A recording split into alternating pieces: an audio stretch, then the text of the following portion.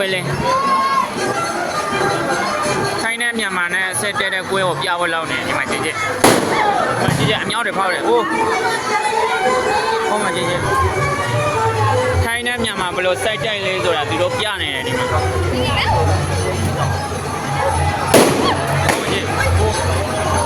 ဟိုပဲဖောက်ကြတယ်ဆင်တွေနဲ့တိုက်တာမီးရှိုးဝဲလောက်တာဟုတ်လားအိုးမမီးလောင်သွားပြီစိုက်တိုက်နေကြတယ်ဒီမှာဆန်တင်နဲ့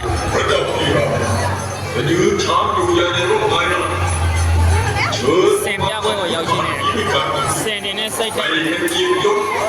လာတော့မယ်ဟိုဘက်မှာလာတော့မယ်တိုက်တော့မယ်မြန်မာနဲ့ထိုင်းနဲ့မြန်မာနဲ့ထိုင်းနဲ့တိုက်မယ်ဟိုမှာကျတိုက်နေကြတယ်မြန်မာနဲ့ထိုင်းနဲ့တိုက်တဲ့ဆက်တိုက်ပွဲဒီမှာကြည့်တိုက်နေကြတယ်ထိုင်းနဲ့မြန်မာဘယ်လိုတိုက်လဲဆိုတော့